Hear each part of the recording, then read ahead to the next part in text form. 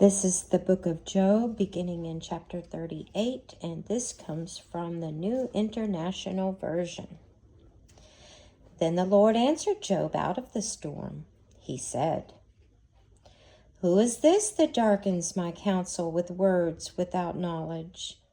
Brace yourself like a man. I will question you, and you shall answer me. Where were you when I laid the earth's foundation? Tell me if you understand. Who marked off its dimensions? Surely you know. Who stretched a measuring line across it? Or what were its footings set? Or who laid its cornerstone while the morning stars sang together and all the angels shouted for joy? Who shut up the sea behind doors when it burst forth from its womb? When I made the clouds its garment and wrapped it in thick darkness? When I fixed limits for it and set its doors and bars in place? When I said, this is as far, you may come, and no farther. Here's where your proud waves halt. Have you ever given orders to the morning, or shown the dawn its place, that it might take the earth by the edges and shake the wicked out of it? The earth takes shape like clay under a seal.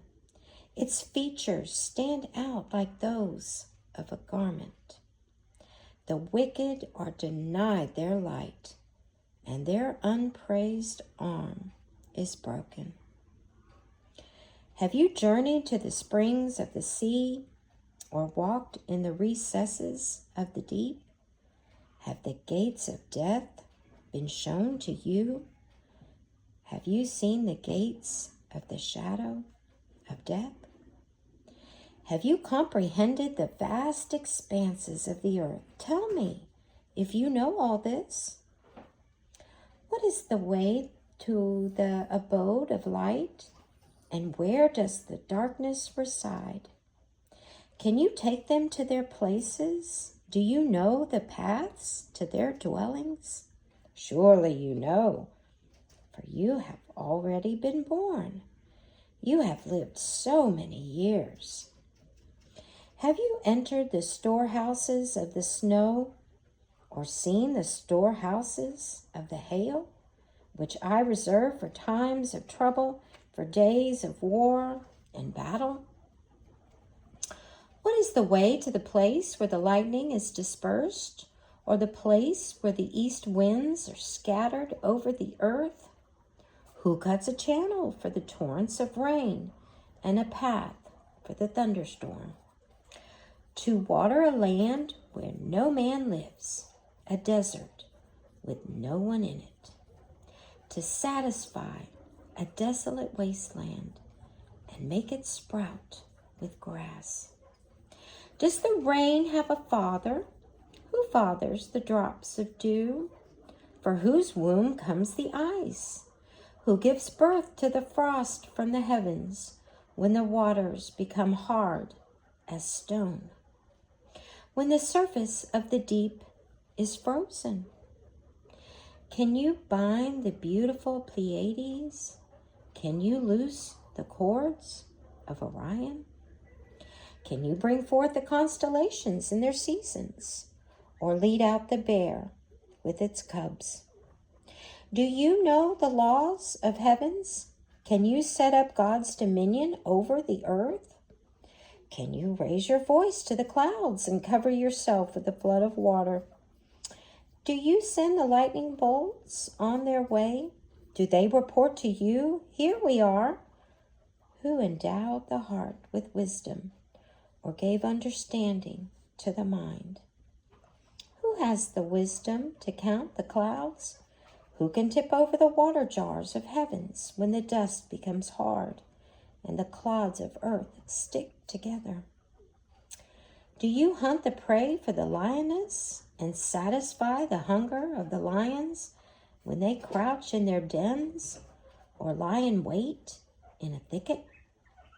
Who provides food for the raven when its young cry out to God and wander about for lack of food? Do you know when the mountain goats give birth? Do you watch when the doe bears her fawn? Do you count the months till they bear? Do you know what time they give birth?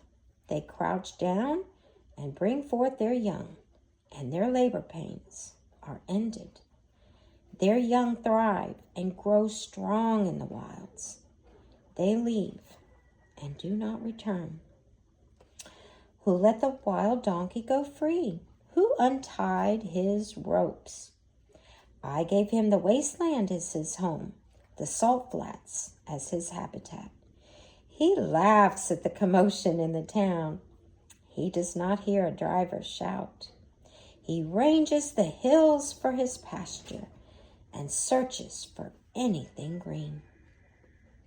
Will the wild ox consent to serve you?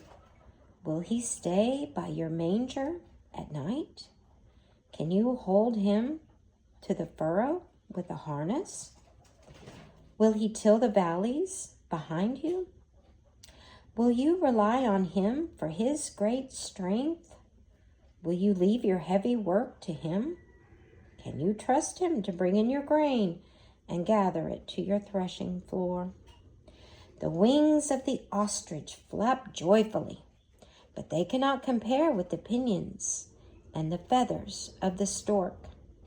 She lays her eggs on the ground and lets them warm in the sand, unmindful that a foot may crush them, that some wild animal may trample them. She treats her young harshly, as if they were not hers. She cares not that her labor was in vain, for God did not endow her with wisdom or give her a share of good sense. Yet when she spreads her feathers to run, she laughs at horse and rider. Do you give the horse his strength or clothe his neck with a flowing mane? Do you make him leap like a locust, striking terror with his proud snorting? He paws fiercely, rejoicing in his strength, and charges into the fray. He laughs at fear, afraid of nothing. He does not shy away from the sword. The quiver rattles against his side, along with the flashing spear and lance. In frenzied excitement, he eats up the ground. He cannot stand still when the trumpet sounds. At the blast of the trumpet, he snorts, aha! He catches the scent of the battle from afar, the shout of commanders and the battle cry. Does the hawk take flight by your wisdom and spread his wings toward the south? Does the eagle soar at your command and builds his nest on high? He dwells on cliffs and stays there at night. A rocky crag is his stronghold. From there he seeks out his food. His eyes detect it from afar. His young ones feast on blood, and where the slain are, there he is